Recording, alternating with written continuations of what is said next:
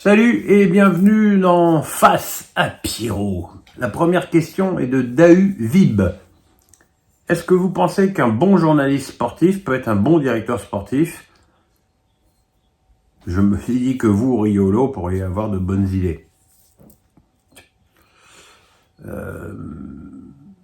Moi, j'ai toujours considéré que j'étais un professionnel du football et pas un professionnel du journalisme. Ça fait bientôt 40 ans que je suis dans le milieu, que je vois des matchs et des matchs. Alors, vous pouvez me dire, tu peux regarder tous les matchs du monde, si t'y comprends rien, mais j'ai pas cette prétention, j'ai jamais eu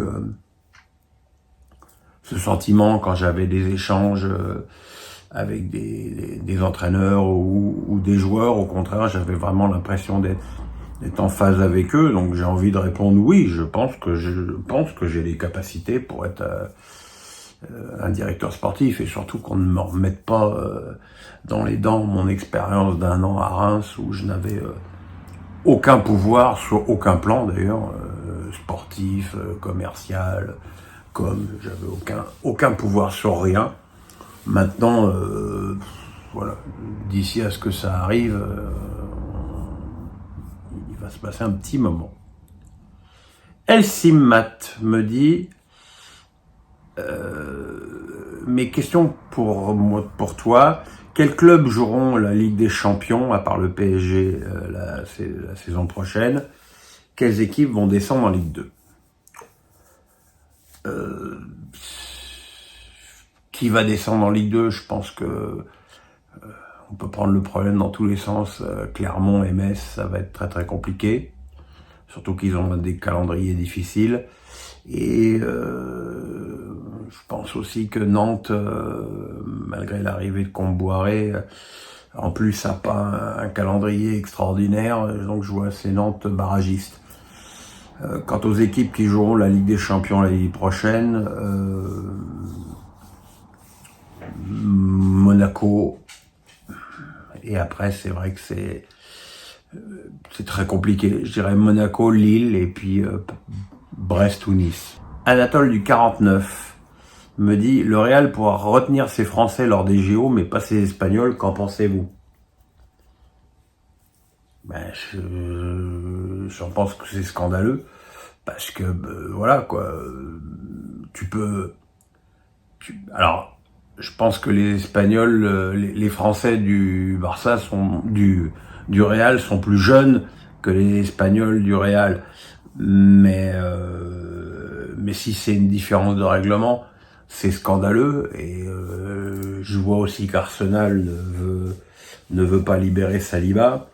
Et maintenant, je pense que le seul truc, c'est qu'il faudrait que les Jeux Olympiques deviennent une date FIFA pour éviter ce genre de déconvenus. Elias Recham me dit: mine de rien, Mega a marqué 8 buts toutes compétitions confondues dans une équipe dont le jeu offensif est assez pauvre. Penses-tu qu'il peut franchir un cap en étant mieux entouré et mieux alimenté sur le terrain? Je suis pas tellement d'accord quand tu dis que le jeu offensif est assez pauvre. Je dirais que c'est l'efficacité strasbourgeoise qui est assez pauvre, parce que des occasions, et le Racing s'en est créé beaucoup. Je pense notamment au match à Marseille ou contre le PSG, où c'est plus un problème de finition que de création. Et Mega, c'est devenu la tête de turc de ce pauvre public strasbourgeois, parce qu'il est pour eux l'incarnation du projet Bluco. C'est pas plus compliqué que ça. Moi, je trouve que il a des qualités, dos au but, il garde bien le ballon, il est pas dénué d'une certaine efficacité face au but. Après, il est trop nonchalant sur certains ballons. Mais c'est des choses qui se travaillent et qui se corrigent, oui. Alex Nissa du 06 me dit: en héritant du Benfica, l'OM a-t-il eu le tirage le plus abordable en quart de finale de l'Europa League face à une équipe de Benfica qui n'a pas fait une grande campagne de Ligue des Champions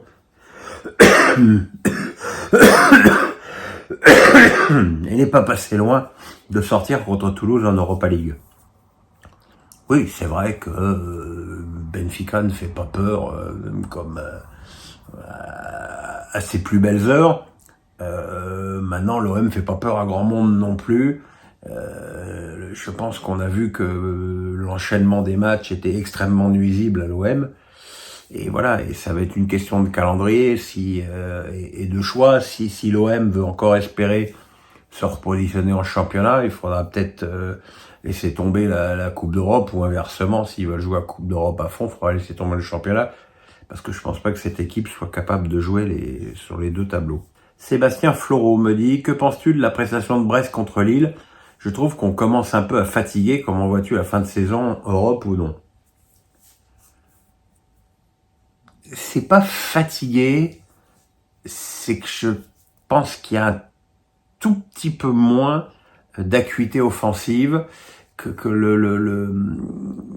on voit que l'équipe commence à avoir du mal à marquer des buts, parce que t'as un avançant de Satriano qui a quand même marqué que son deuxième but cette saison, le Doiron qui aussi entre blessure, retour dans l'équipe, sortie de l'équipe, Pereira Lage et Del Castillo qui sont pas des grands buteurs. Donc voilà le problème de cette équipe de Brest. D'autant plus que maintenant les adversaires sont prévenus et jouent certainement différemment contre le club qu'en début de saison. Je pense que le problème de Brest dans les derniers matchs qui va rester, ça va être de marquer des buts. Maintenant, Ligue des Champions, pas forcément. Coupe d'Europe, je pense que oui quand même. Et puis ce serait quand même très très mérité. Alexis ça du 06, avant de prendre Combouré comme remplaçant de Gourvenec, est-ce que tu sais si ton ami Fred Antonetti a été contacté par Kita pour le poste d'entraîneur à Nantes? Aurais-tu imaginé Fred Antonetti travailler avec Kita? Donc, aux deux questions, la réponse est non. À ma connaissance, Kita n'a jamais contacté Fred Antonetti. Et surtout, je n'imagine même pas une seule seconde Antonetti supporter Kita plus de 5 minutes. Donc, c'est ça aussi le problème de Nantes, c'est que commence à pas être la bousculade pour aller s'asseoir sur le banc de ce club.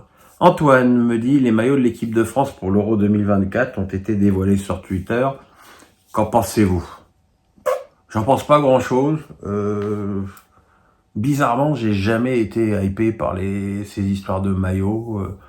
J'en avais plein, je les ai tous donnés, sauf ceux qui m'ont été offerts au moment de ma greffe et qui sont soigneusement encadrés, qui seront soigneusement encadrés dans ma maison quand je récupérerai mes meubles. C'est un retour effréné au classicisme. Je suis pas fan du maillot blanc avec les petites rayures. Je trouve que c'est un petit côté pyjama, pas génial. Le bleu, ouais, ça va, c'est un maillot, quoi. Très franchement, ça me passionne pas plus que ça. Alex Nissa des 06, encore. PSG a hérité du Barça en quart de finale de Ligue des Champions, qualification en 2000, vainqueur de Dortmund Atlético. Peut-on dire que le PSG a un tableau très ouvert en évitant City et le Real jusqu'à la finale? Alors, éviter effectivement City et le Real, c'est très bien, mais bon, tu peux quand même penser que tu vas te retrouver, il faut d'abord battre le Barça. On a vu que le Barça a gagné 3-0 à l'Atlético hier soir, et après éliminer, je dirais que je pense que l'Atlético est très nettement favori contre Dortmund. Éliminer l'Atlético, qui est une équipe qui propose un football assez atypique et extrêmement défensif. Donc c'est sûr que c'est mieux que de jouer le Manchester City ou le Real. Enfin, c'est pas une promenade de santé non plus, et une qualification en finale est pas gravée dans le marbre.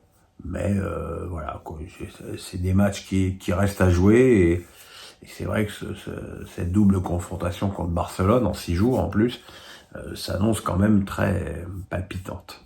Tristan Bessot me dit: comment Monaco peut-il choisir ses matchs? Très bon match contre des grosses équipes et incapable avec les petites.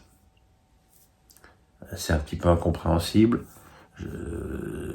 si ce n'est qu'il y a certainement un problème d'implication de certains joueurs qui ne mettent pas tous les ingrédients qu'il faut quand ils jouent contre des équipes de niveau moindre. Et après, c'est un truc que je soulevais hier dans mon débrief, on a toujours su que le stade Louis II était quasiment toujours vide, mais j'ai l'impression qu'il est encore plus vide qu'avant. Et que là, vraiment, on entend les mouches voler. J'ai souvenir du match du Havre où j'entendais Lucas Esner beugler comme s'il était assis en face dans le canapé. Et je pense qu'au bout d'un moment, quand tu as une équipe quand même considérablement rajeunie, comme c'est le cas de Monaco, ça pose un problème de motivation.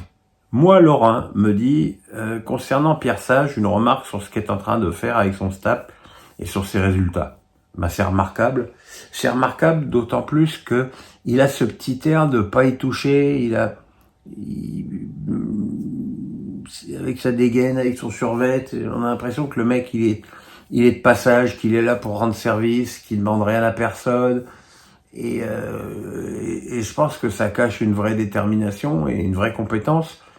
Et de toute façon, il réussit là où Bosch, Blanc et Grosson ont échoué. Donc forcément, c'est l'homme de la situation. Alex Nissa du 06 me dit, dans la lutte pour le maintien, peut-on dire que Metz, Lorient et surtout Nantes ont les calendriers les plus compliqués jusqu'à la fin de la saison? Oui, c'est clair. Metz, Lorient et Nantes ont des calendriers quand même difficiles. Et ce sera, je pense, compliqué pour eux. Maintenant, déjà, Metz, Lorient, Nantes, si tu comptes Clermont en plus, t'en as déjà un de trop.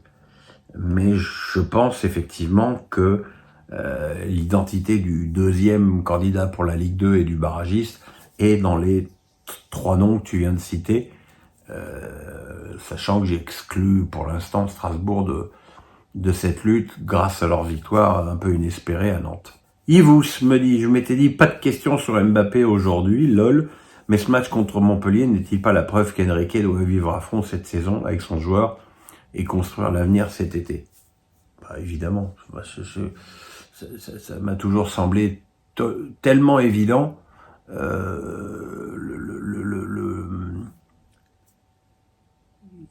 Enfin, la preuve est là, quoi.